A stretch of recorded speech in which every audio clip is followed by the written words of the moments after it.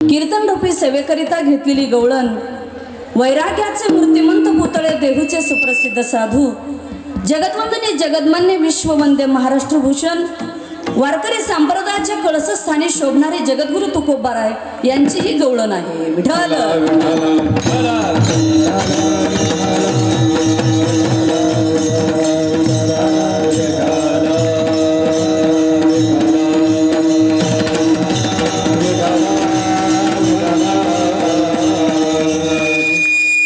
परम आदरणीय परम पूज्य गुरुवैर्य श्री संत मीराबाई आईसाहेब यांचा चालत असलेला हा 19वा पुण्यतिथी सोहळा परम आदरणीय परम पूज्य श्री संत भगवान बाबा, श्री संत वामनभाऊ महाराज, श्री संत भीमसिंह महाराज या संतांच्या कृपा आशीर्वादाने श्री संत मीराबाई आईसाहेब यांचा चालत असलेला थाटामाटातला पुण्यतिथी सोहळा समस्त ग्रामस्थ महासांगवी कवडवाडी या गावकऱ्यांनी सातत्याने वारकरी संप्रदायाचा एवढा मोठा वसा गेली 57 ते 58 वर्ष हे संस्थान स्थापन होऊन झालेलं आहे.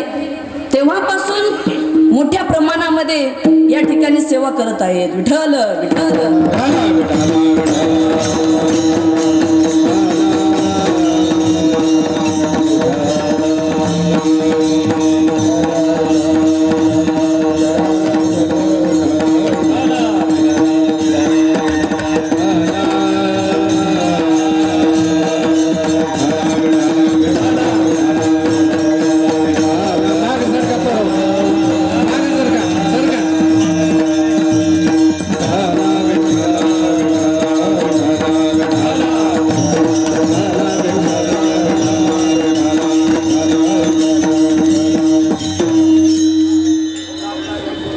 श्री संत मीराबाई आईसाहेब यांनी 57-58 वर्षापूर्वी हे संस्थान स्थापन केलं आणि हे संस्थान स्थापन करत असताना विठ्ठल रुक्मिणी मूर्तीची प्राणप्रतिष्ठा केली.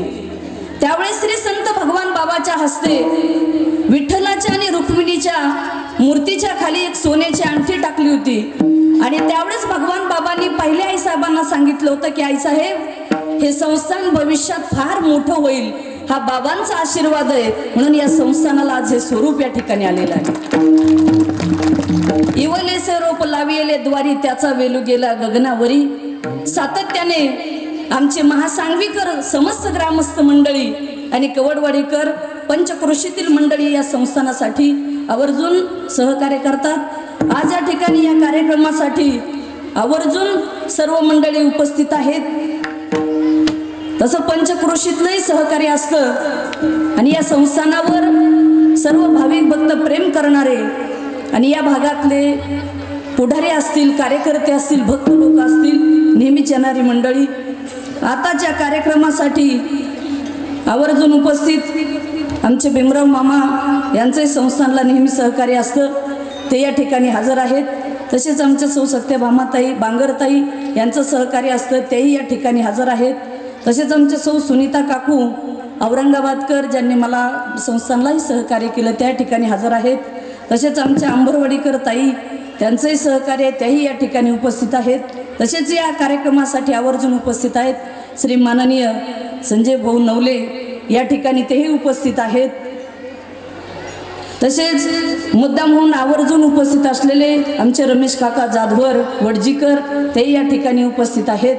तसेच श्री क्षेत्र आळंदीवरून ज्यांनी आमच्या आळंदीच्याही बांधकामाला फार मोठं सहकार्य केलं मुलाचं, असे आमचे अनिल शेठ ते या ठिकाणी हजर आहेत. प्रवीण दादा जाधव हेही आहेत.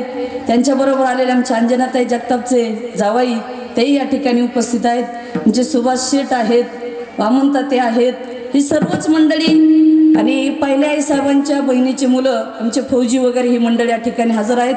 शरद भाऊ देशमुख आहेत, गीते पाटील नगरसेवक आहेत, आमचे गुगे अण्णा आहेत, सगळेच बाबासाहेब बाप्पू आहेत, संतोष राख आहेत, सगळेच कार्यकर्ते आहेत, केदार महाराज आहेत आणि आमची सर्व पत्रकार मंडळी नेहमीच संस्थानाला आवर्जून ज्यांचं मुलाचं सहकार्य असतं ती सर्वच मंडळी या ठिकाणी उपस्थित आहेत. आमचे विजू भाऊ जाधव पत्रकार या ठिकाणी आहेत आणि बाकीच्याही पेपरचे सर्व पत्रकार या ठिकाणी उपस्थित आहेत. तसंच ज्या संस्थान उभा करत असताना महासांगविकराचा जेवढाच मोलाचा वाटा आहे, तेवढाच आम्ही संस्थान सांभाळत असताना गावकरी मंडळी जसेच खंबीरपणे पाठीमागं उभे असतात, तसेच आमचं संस्थान हे संस्थान सांभाळत असताना माझ्याही पाठीशी खंबीरपणे आम्ही तर बाहेर फिरण्याचं काम करतो, पण पूर्ण संस्थान सांभाळण्याचं काम आमच्या मातोश्री करत आहेत. तेही या ठिकाणी उपस्थित आहेत. विठ्ठल विठ्ठल.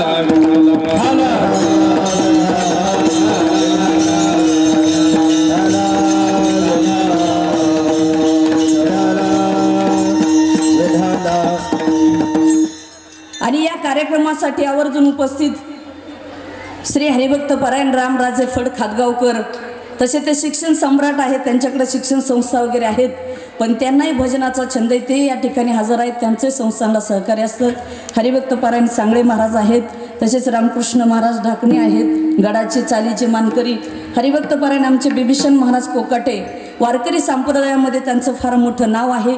तेही गेले 8 दिवस या कार्यक्रमासाठी आवर्जून उपस्थित आहेत. आमचे दगडू दादा आहेत, हरिभक्त परायण सांगळे महाराज आहेत, डोरले काका आहेत, आणि तसेच हरिभक्त परायण आमचे कोकाटे आप्पा, तेही उत्कृष्ट असे कीर्तनकार आहेत. तेही या ठिकाणी गेले 2-4 दिवसापासून त्यांची उपस्थिती या ठिकाणी लागलेली आहेत. तसेच हरिभक्त परायण केशव महाराज जगदाळे गुरुजी गेली 8 दिवस जवळपास 100 मुलं घेऊन ज्यांनी रोज आमच्यासाठी सेवा.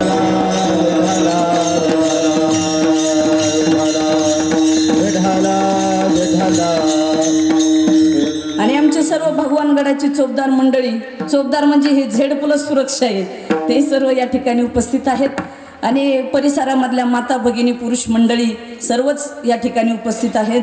आमच्या तागडगावरून आवर्जून उपस्थित असलेले विनायक गुरुजी आलेले आहेत.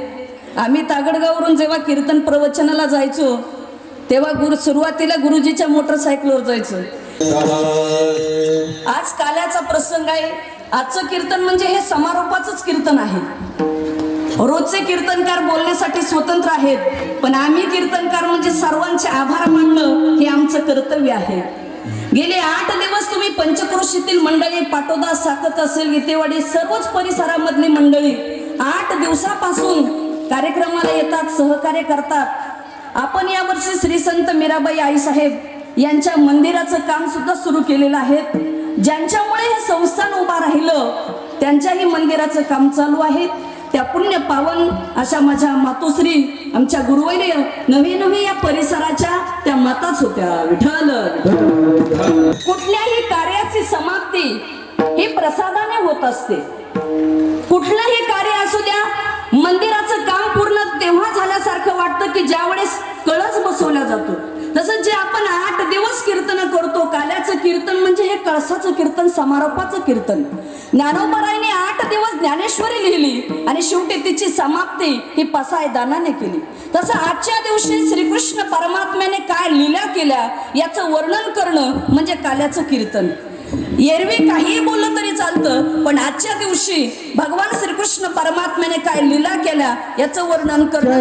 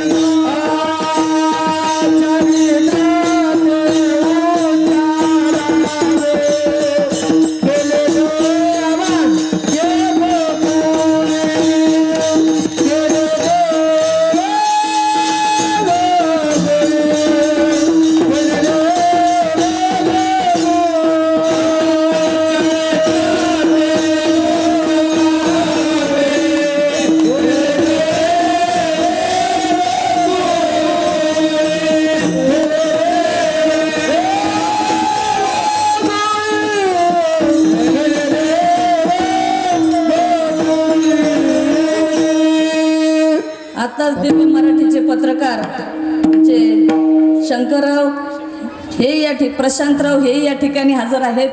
तसेच संकेत पेपरचे पत्रकार आमचे मुळे सरकार, ज्यांना आम्ही CM म्हणत असतो, पहिल्यापासूनच फार चांगल्या बातम्या छापतात, ते आहेत. तसेच महेश बेदरे यांनी सुंदर बातम्या छापल्या, त्यांनाही धन्यवाद. तसेच आमचे अर्जुन महाराज बिनोडे यांनी 8 दिवस पखवा वाजवला. आमच्या संगीताताई महाराज, नवनाथ महाराज सर्वच या ठिकाणी उपस्थित आहेत. विठ्ठल विठ्ठल.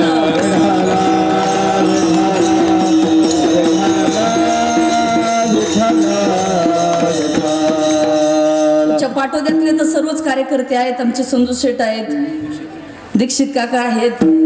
असो आता सर्वांचीच नावं, पण सर्वच या ठिकाणी जमलेले. तुम्ही म्हणाल मग सगळ्याची नावं घेतली, आमचं बाकीच्याच काय. पण खरं तुमच्या श्रोत्यामुळं आमचं समाजकारण असेल, राजकारण असेल आणि धर्मकारण असेल, तुमच्या जनतेमुळंच आम्ही आहोत. म्हणून तुमच्या जनतेचे पहिले मी सगळ्यांचे आभार मानते या व्यासपीठावरून. तेव्हा भगवान श्रीकृष्ण परमात्म्याने काय लीला केला याचं वर्णन करणं म्हणजे आजचा काल्याचा दिवस आहे. अनंत कोटी ब्रह्मांड नायक श्रीकृष्ण परमात्मा, भगवान परमात्मा एवढा अनंत आहे, एवढा व्यापक आहे, विशाल आहे. त्याच्याशिवाय एक जागा सुद्धा शिल्लक नाही असा ब्रह्मांड कोट परमात्मा भगवंताने वामनाचं रूप घेतलं आणि वामनाचं रूप घेऊन बळीराजाच्या घरी वामन भगवान जात आहेत. छोटीशी ब्राह्मणाची मूर्ती आणि वामनाने बळीराजाला दान मागितलं. राजा मला दान दे. म्हणले काय दान पाहिजे? तेव्हा बटू रूपातल्या वामनाने सांगितलं, राजा मला 3 पावलं दान पाहिजेत. तेव्हा राजा हसला. अहो ब्राह्मण देवा, काहीतरी मोठं मागा. आणि हे मागायची काय गरज आहे? 3 पावलं दान ते तर मी तुम्हाला कधीच देऊन टाकलं. निश्चित संकल्प सोडला. हो, तेव्हा तो भगवान परमात्माच होता. वामनाने भगवंताचं विराट विश्वरूप प्रगट केलं. एक पाय पूर्ण पृथ्वीवर टाकला, दुसरा पाय ब्रह्मलोकात टाकला आणि देवाने सांगितलं वामनाने, अरे आता 3रा पाय कुठे ठेवू? त्यावेळेस बळीराजाने सांगितलं, मी दान तुला सर्व दिलं, पण मी तसाच आहे. आता देवा तू तुझा 3रा पाय माझ्या डोक्यावर ठेव. वामनाने बळीच्या डोक्यावर पाय ठेवला आणि बळीला पाताळात घातलं.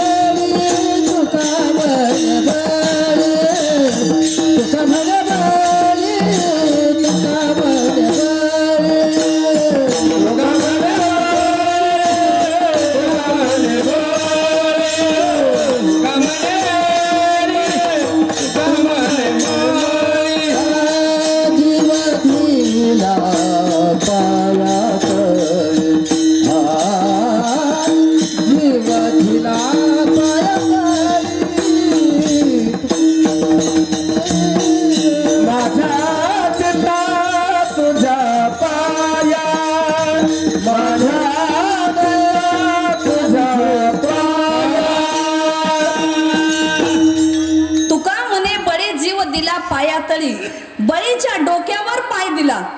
आमचे केशव गुरुजी आलेत. लोकाला 1-2च मुलं आहेत. आमचे केशव गुरुजी 100 मुलाचे बाप आहेत आणि बाप आहे तसाच बिल्डर आहे बरं का. 100 पोरं, त्याच्यासाठी बॉडी सुद्धा तशीच आहे त्यांची. तसेच आमचे हरिभक्त परायण काळे महाराज, बसा आमचे पाचंगरीकर हे बी आलेले आहेत. विठ्ठल विठ्ठल.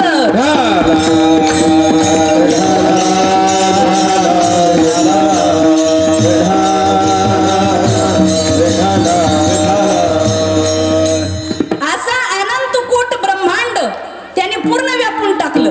मग पुन्हा बळीराजाला सांगितलं, मी तुझ्यावर प्रसन्न आहे, तुला काय मागायचं ते माग. बळीराजाने काय मागितलं? काहीच मागितलं नाही. बळीराजाच्या द्वारपालामध्ये देवाला सेवा करावी लागली. एवढं मोठं विशेष. असा अनंत कोट ब्रह्मांड परमात्मा ज्याने ही सृष्टी व्यापून काढली, तो नंदाच्या घरी जन्माला. ब्रह्मांडे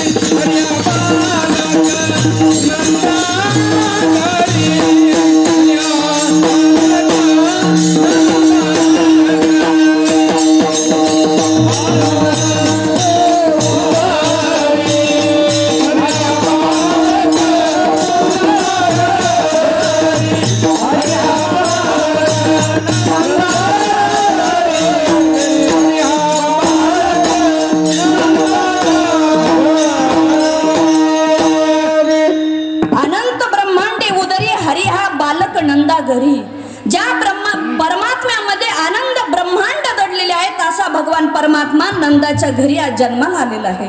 भगवान परमात्मा कधी अवतार घेतो? यदा यदा हि धर्मस्य ग्लानिर्भवति भारत अभ्युत्थानम धर्मस्य तदात्मानं सृजाम्यहम. ज्या ज्या वेळेला धर्माला ग्लानी येते, अधर्म वाढतो, अत्याचार वाढतो, अन्याय वाढतो, पाप वाढतं, त्यावेळेस धर्म कुठंतरी अवतीर्ण धर्म रक्षा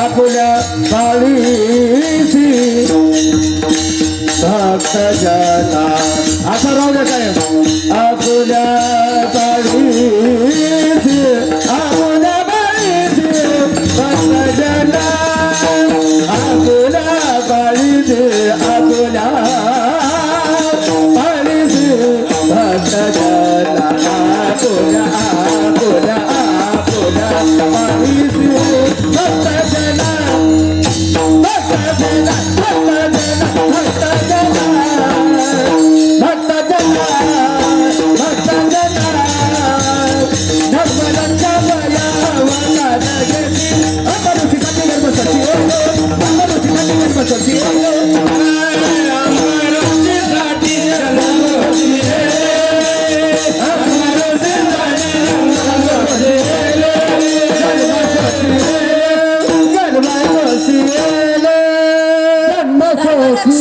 अवतार घेशी आपुल्या पाळीसी भक्त जना.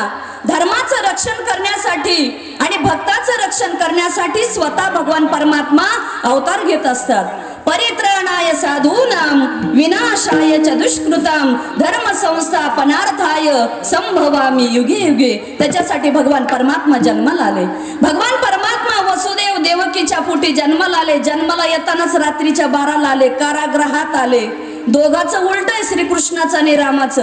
रामचंद्र प्रभू दुपारी 12 वाजता जन्माला आले, हे रात्रीच्या 12 वाजता आले.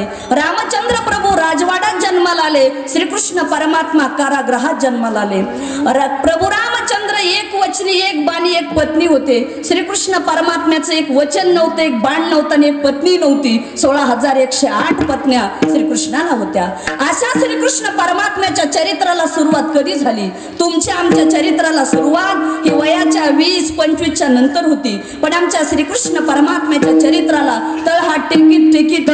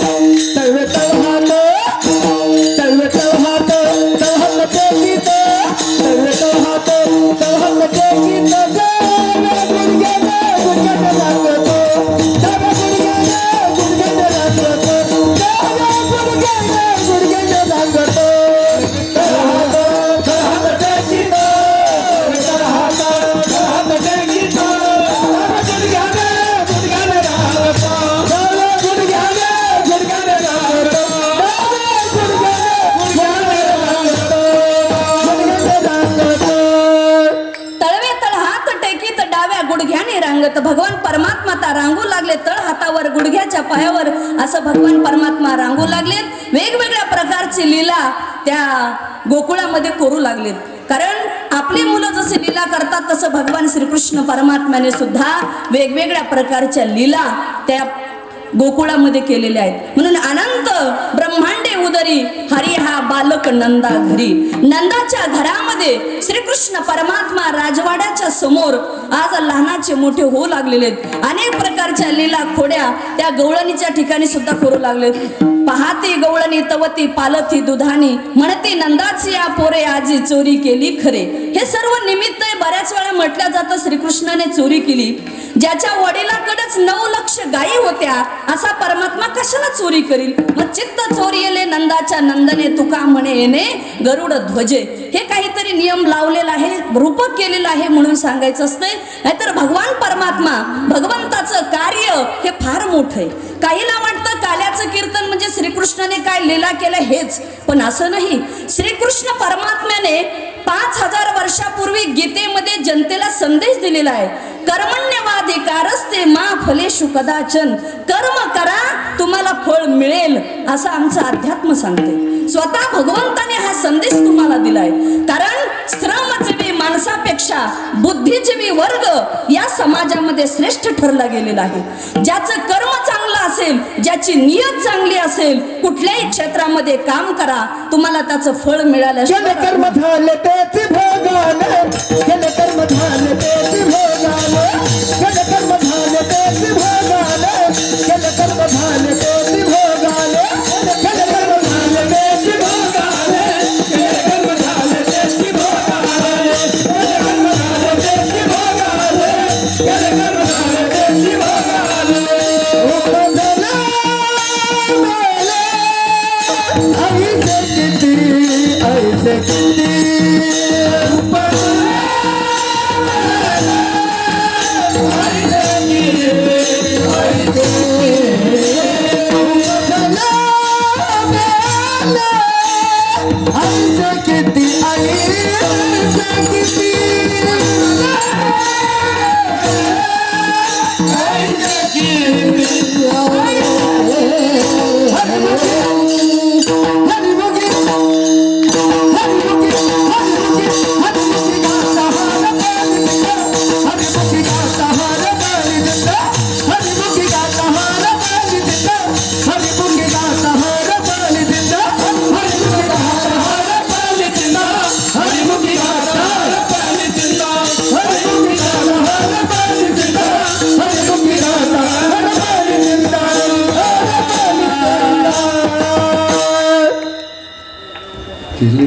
केले कर्म झाले त्याची भोग आले, उपजले मेले ऐसे किती.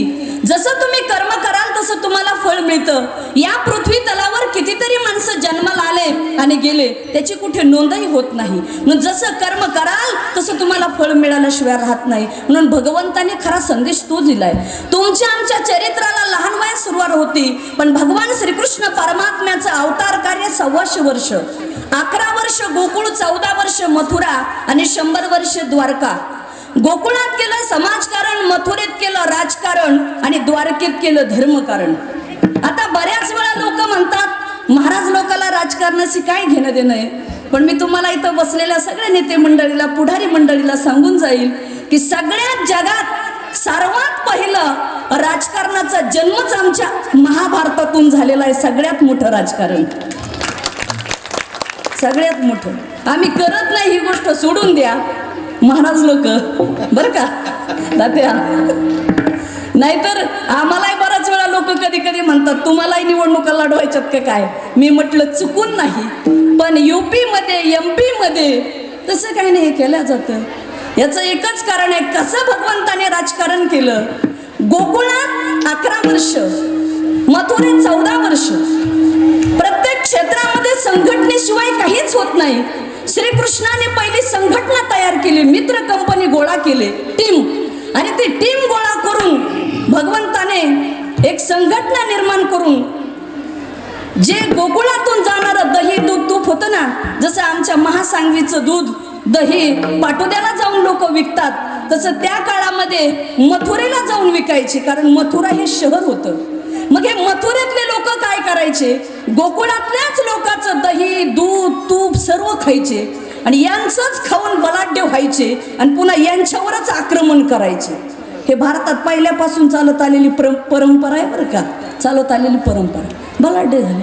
मग भगवंताने एक काम केलं, एक संघटना निर्माण केली आणि गोकुळातून जाणारे दही दूध तूप होतं ना तेच बंद केलं. राजकारण या शब्दाची व्याख्या अशी आहे, आपला जो प्रतिस्पर्धी शत्रू आहे त्याला डायरेक्ट कधीच अटॅक करायचं नाही, त्या शत्रूची ताकद कमी करणं हे जगातलं सर्वात मोठं राजकारण आहे. आणि ते कोणी केलं तर कृष्णाने केलंय बरं का. हे तुम्हाला मी आताच सांगत नाही, महाभारत पहिलं सांगत आहे बरं का. तर तुम्ही म्हणाल आताच, हे पहिलं आहे मामा, पहिलं आहे हे, आताच नाही, पहिलं आहे. आणि मग कंसासारखा बलाढ्य राक्षस भगवंताने मारला आणि मग द्वारकेत केलं धर्मकारण. हे आमच्या भगवंतानी केलेली राजनीती. विठ्ठल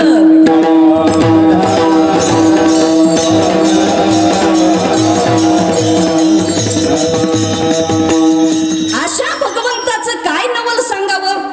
नवल केवडे केवडे,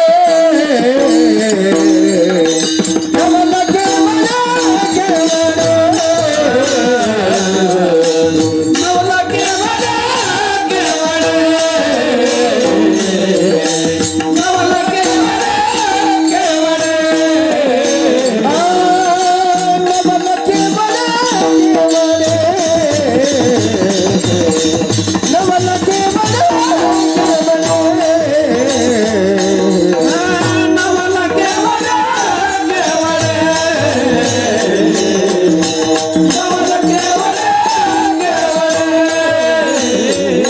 नकल कानोबाचे, नकल कानोबाचे, नकल कानोबाचे पोरे, नकल कानोबाचे, नकल कानोबाचे, नकल कानोबाचे पोरे, नवल केवडे केवडे,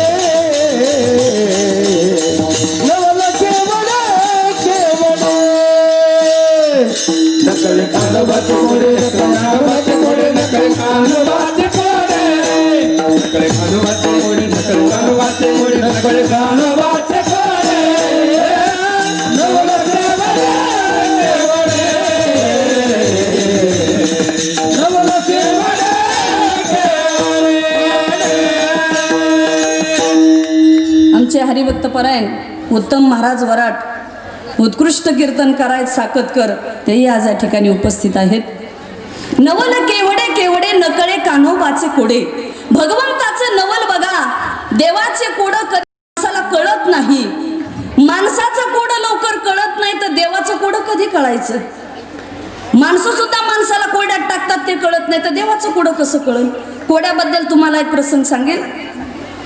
एका शाळेमध्ये शिक्षकांनी मुलाला विचारलं, अरे 20 रुपयाचे 25 आंबे तर माझं वय किती. त्याला म्हणतात कोड.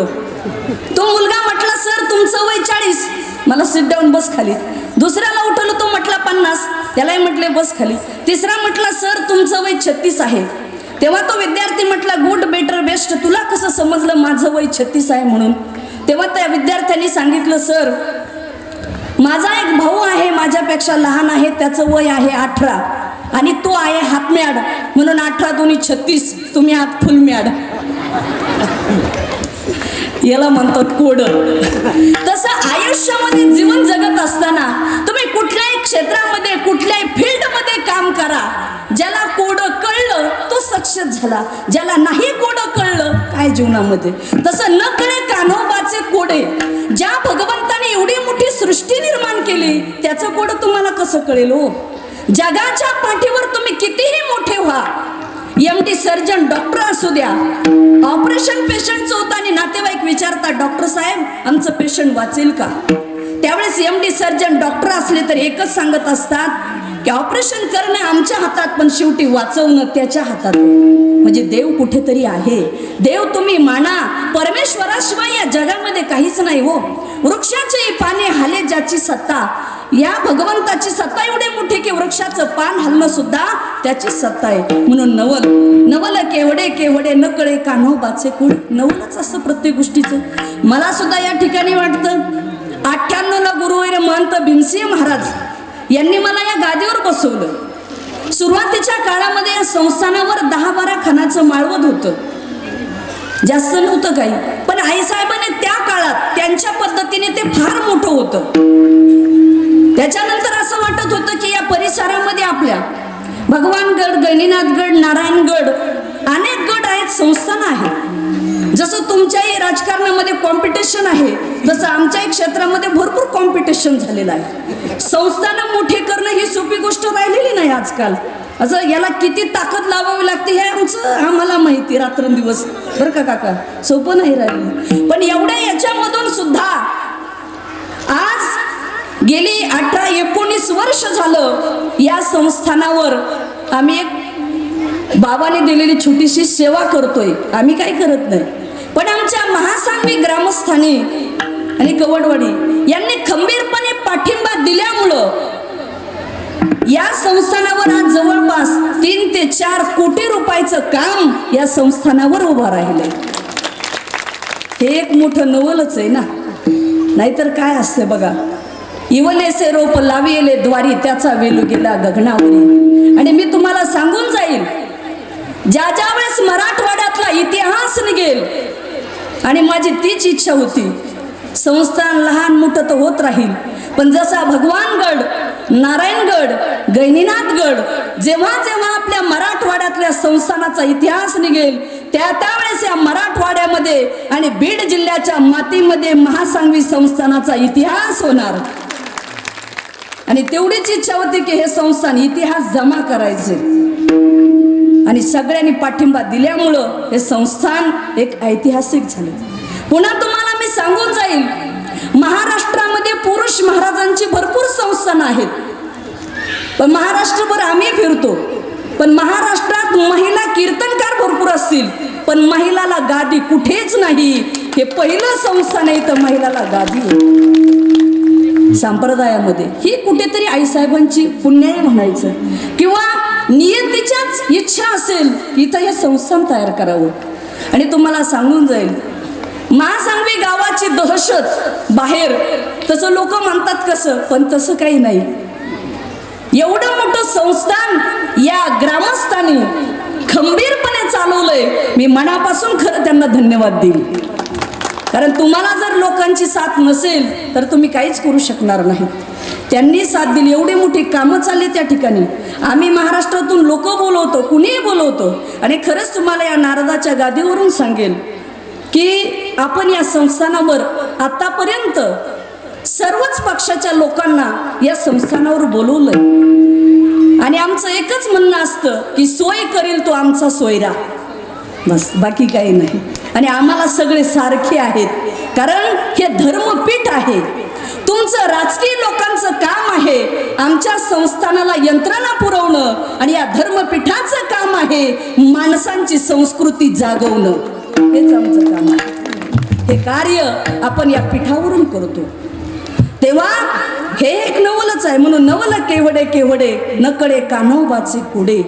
ज्या भगवंताचं नवल एवढं मोठं आहे, ज्या देवाचं गोडं कळत नाही, या भगवंताला जीव घालणारी सुद्धा माताच होती. प्रथम जन तृप्त केले, प्रथम तृप्त केले.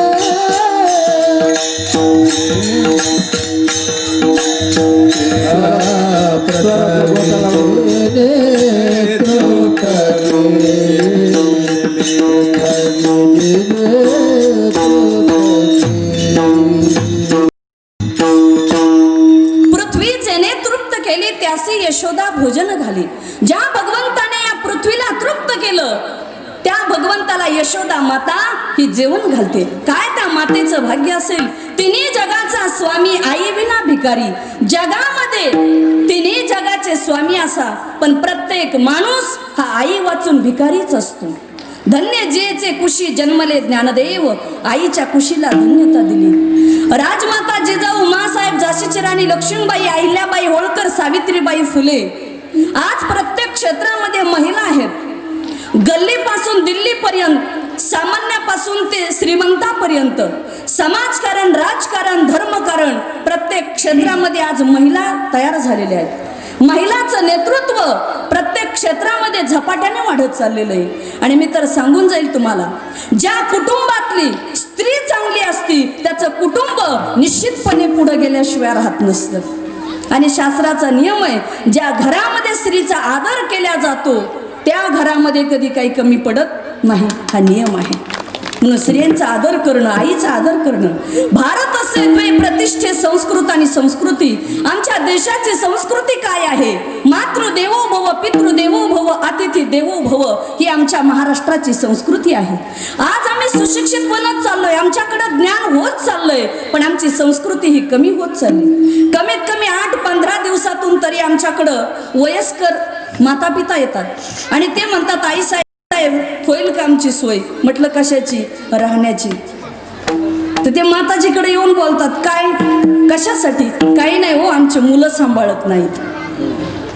कधी कधी शोकांतिका वाटते. आज कार्यक्रम मोठे होत चालले, सप्ताह मोठे होत चाललेत, पण आई वडिलाला सांभाळायला आम्हाला नको वाटतं. ही परिस्थिती कठीण होत चाललेली. हम दो हमारे दो, आम्ही दोघं आमचे दोघं, बस. आपलीच बॉडी, आपलीच गाडी, आपलीच माडी, आपल्याच बायकोची गोल गोल साडी, बस. याच्या व्यतिरिक्त माणसाला कधी कधी असं झालं की पुढं जग आहे की नाही, काही याच्या पुढेही विश्व काही आहे की नाही असं वाटायला. पण आईची सेवा करा. आईशिवाय जगामध्ये काही नाही. एवढी मोठी यशोदा माता पण कृष्णाला जेवण घालते. आईशिवाय जगाच्या पाठीवर काय आहे? मी तुम्हाला थोडंसं एक आईचं उदाहरण सांगून जाईल चलत चलत. गरीब कुटुंबातली आई, 2-3 महिन्याचं मूल पोटात असताना मुलाचे वडील वारले आणि आईनं नंतर मुलाला जन्म दिला. झोपडपट्टीमध्ये राहणारी आई, परिस्थितीने भयान गरिबी, खूप गरिबी होती. गरिबी परिस्थितीमध्ये मुलाला जन्म देऊन लहानाचा मोठा आई मुलाला करू लागली. 2 घरचे भांडे घासण्याच्या ऐवजी 4 घरचे भांडे घासावेत, खरकट आपण खावं आणि आपल्या मुलाला बासमती तांदळाचा भात करून खाऊ घालावा. आज मुलगा लहानाचा मोठा होऊ लागला. 1ली, 2री, 10वी, 12वी, ग्रॅज्युएशन, UPSC MPSCच्या परीक्षा दिल्या. मुलगा कलेक्टर झाला. आईला आनंद झाला की मुलगा कलेक्टर झाला. 1 कोटी रुपयाचा बंगला बांधला. श्रीमंताची मुलगी देण्यात आली. कारण तुम्ही मोठे झालात ना की जग तुम्हाला मानतं. ज्यावेळेस तुमच्याकडे पैसा नसतो ना त्यावेळेस तुम्हाला कुणी विचारत नाही, पण तुमच्याकडे पैसा असला की लोक तुम्हाला विचारतात. धनवंता लागी सर्व मान्यता आहे जगी. हे तुकोबारायचं प्रमाणच आहे. पैसा त्याला मान्यताच आहे. काय सांगावं तुम्हाला. पण यावेळेस जरा कसं झालंय मोदी साहेबांचं पॅटर्न, मला वाटतं अडचणी सगळ्याला असतील तुम्हाला. आता नोटबंदीमुळे सगळ्यालाच अडचण आलेली. मला तर ह्या काकू एक दिवस असं म्हणल्या बोलता बोलता, म्हणजे सुरुवातीला डायरेक्ट मोदी साहेबांनी निर्णय घेतला ना असा, ते मला म्हणल्या, आई साहेब बाकीचं ठीक आहे, पण आम्ही ऑफिसर लोकांच्या, पुढारी लोकांच्या पत्नींनी किंवा ज्यांनी मागच्या हाती ठेवलंय या पैशाचं कसं करायचं? जे मालकाच्या परस्पर ठेवलेले पैसे, याच सगळ्यालाच अडचण वाटली ना. मी म्हटलं काकू काळजी करू नका, आमचं ट्रस्ट इकडे काही आणून ठेवा. तर आम्हाला वाटलं हे ताई, आम्हाला बरेच जण म्हणले काही, मला वाटलं होतं येईल आमच्याकडे काही, पण नाही ना आलं. लोकांनी तिकडं पैसे जाळले, कुणी पाण्यात फेकले, पण सोय करून ठेवली बरं का पैशाची. पैसे काय आले नाही, वाटलं होतं येतील पण ते नाही. तसं त्याच्यामुळं अडचण सगळ्यालाच आहे मोदी पॅटर्न. मला तरी एक जण काय म्हणले, ताई आता नाही गेल्या 500च्या नोटा, सुरुवातीला 500ची नोटच नव्हती, डायरेक्ट 2000. ते म्हणले सर्वात जास्त नुकसान तुमच्या कीर्तनकाराचं झालं. म्हणले कसं काय? म्हणले डायरेक्ट 2000ची नोट तुम्हाला कोण देईल? 100चीच देणार. म्हणले वेडे आहेत तुम्ही. आम्ही जर एखाद्याच्या घरी गेलो तर 50-100च्या नोटा कसं काय ठेवणार? आता तुम्ही इथं आलात, हे चांगली माणसं इथं आले, तुम्ही दर्शन घ्यायला लागल्यावर 50-100 कशी काय नोट ठेवू वाटेल? तुम्ही म्हणाल नाही आई साहेबाच्या पायावर 2000च ठेवा.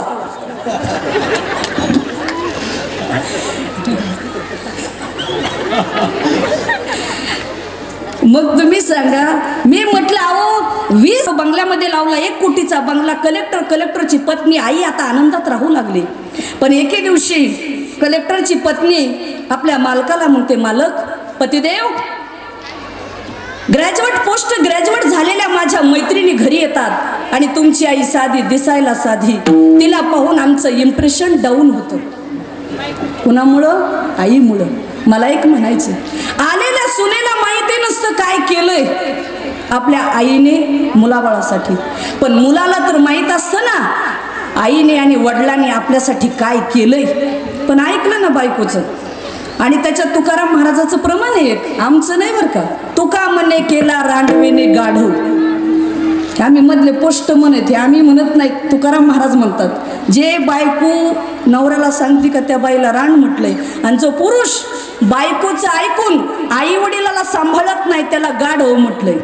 मग ज्याचं त्यांनी ठरवा बरं का. रेडीमेड ड्रेस आहे, कोणाला कसा लागू होईल काही सांगता यायचं नाही, कारण हे तुकाराम महाराजाचं प्रमाण आहे. आणि आमचं काम आहे या नारदाच्या गादीवर स्पष्ट सांगायचं, दुसरं काय आहे.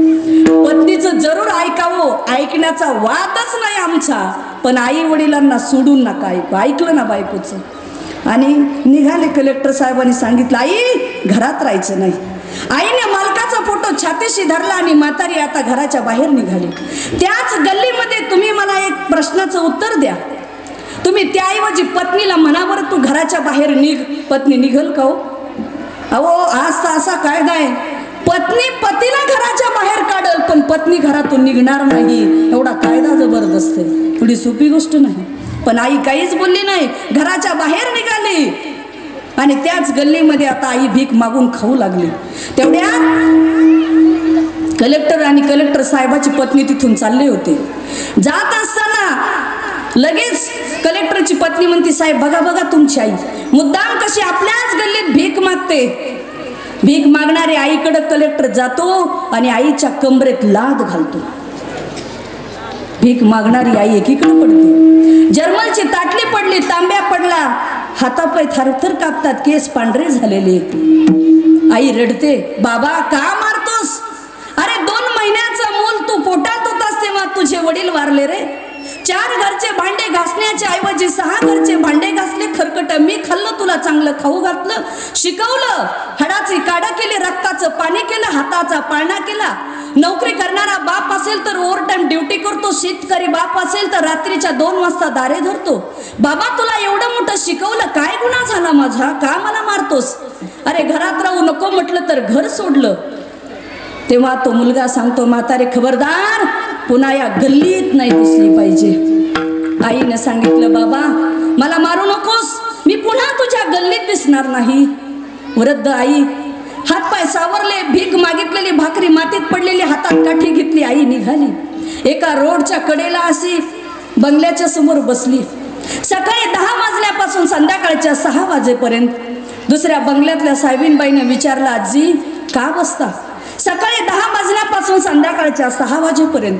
तेव्हा त्या आईनं सांगितलं, साहेबीनबाई सकाळी 10 वाजता इथून जी गाडी जाते ना मर्चडीज लाल रंगाची, त्या गाडीमध्ये माझा मुलगा जातो.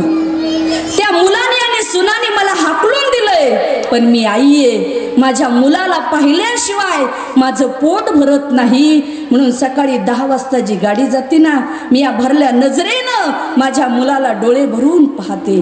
आणि तीच गाडी रिटर्न ऑफिस सुटून पुन्हा 6 वाजता या रोडनी जाते. पुन्हा एकदा मी माझ्या भरलेल्या नजरेनं मी माझ्या मुलाला पाहते आणि माझी पोटाची भूक शांत होते. विचार करा महिला मंडळ, तुम्ही सुद्धा सासू सासऱ्याकडे बघा.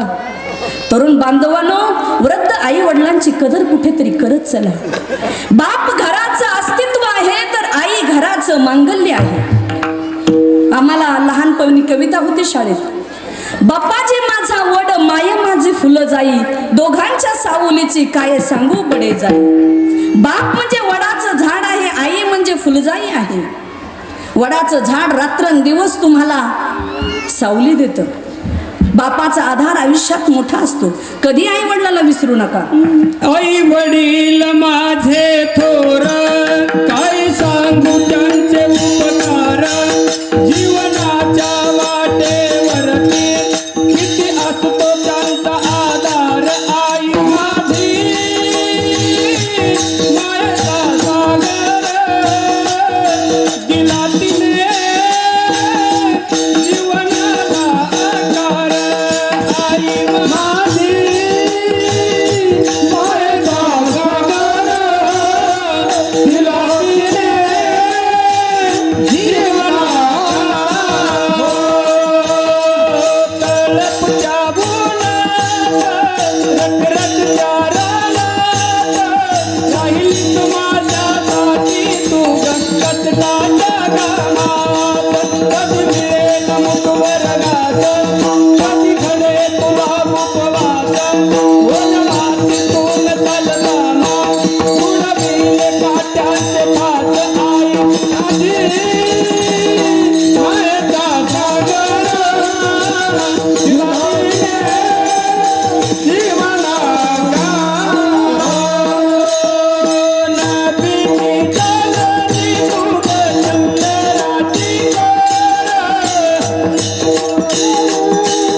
शीतल तुझी छाया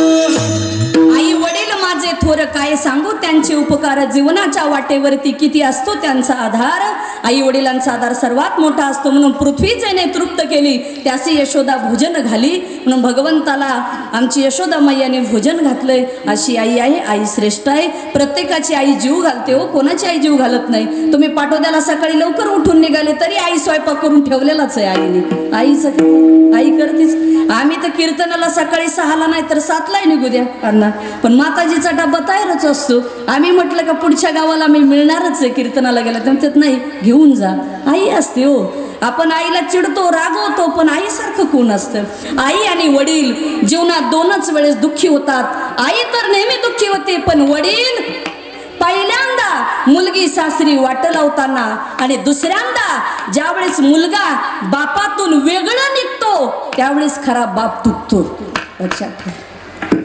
बापाच्या आयुष्यात मला वाटत नाही त्याच्यासारखं दुःख जीवनामध्ये दुसरं होत असेल बापातून जेव्हा मुलगा वेगळा होतो खूप मोठं दुःख असतं म्हणून आई बापाला विसरू नका मला जर कुणी विचारलं ना आई साहेब तुम्ही आयुष्यभर झालं कीर्तन करतात तुम्हाला देव भेटला का हो मी तर या नारदाच्या गादीवर उभा राहून सांगेन तुम्हाला विटेवरच्या पांडुरंगाचं दर्शनच हवं आहे ना भगवान गडावरच्या भगवान बाबांचं दर्शन हवंय श्री संत मीराबाई आईसाहेबांचं दर्शन हवंय जिवंत आईची आणि बापाची सेवा करा विटेवरचा पांडुरंग तुम्हाला दर्शन बाय देईल बाप केवळ काशी त्यानं जावे तीर्थासी त्यानं जावे तीर्थासी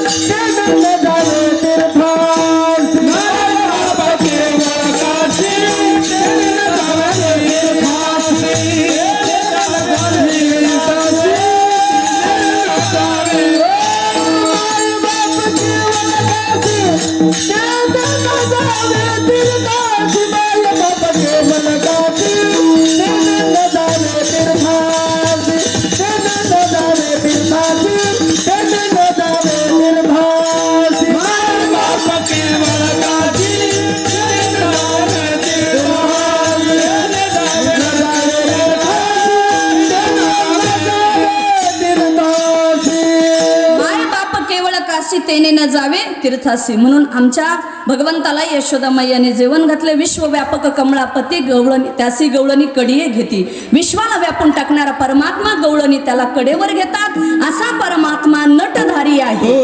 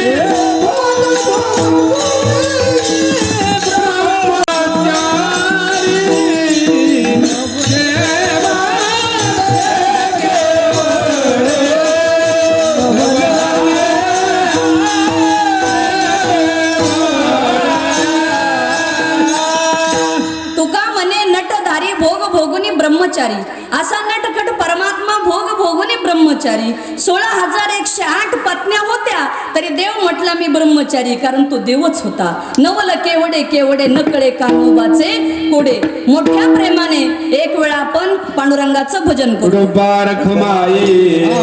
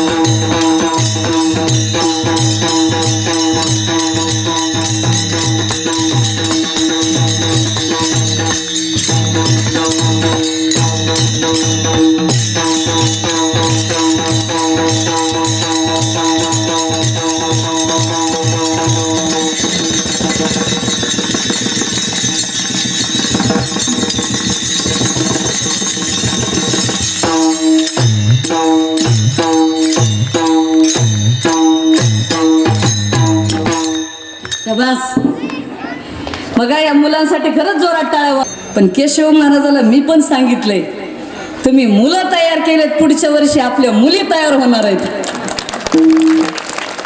ठीक आहे आमच्याकडे सध्या या वर्षी 2-3 मुली आहेत पण क्लास केशवलाच घ्यावा लागेल पकवाजाचा असं अरे त्यांनी सांगितलं पण अरे आम्हाला सप्ताहाला कीर्तनाला केशव महाराजाचं नेहमीच सहकार्य असतं त्यांचे आजोबा वासुदेव आप्पा हे बाबापासूनचे ऋणानुबंध त्यांचं संस्थांवर प्रेम आहे असो आता मी काला जास्त लांबवणार नाही थोडक्यातच सांगणार आहे काल्याचा प्रसंग फक्त 25-30% मने अवघाजने प्रकाश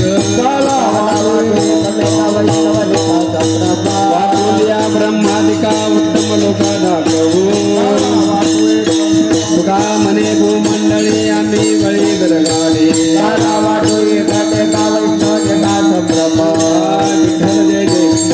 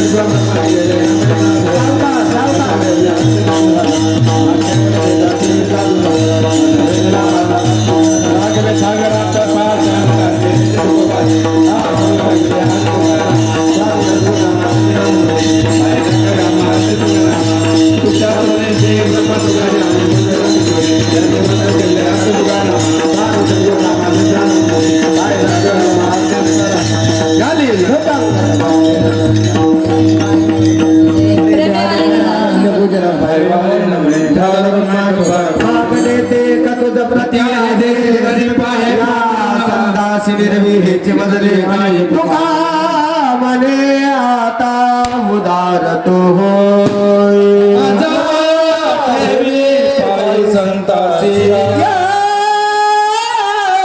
संतांसी निरवी हेच मज दे आणि काही न मागो देवा प्रसादाचे वाटत द्यावे दोन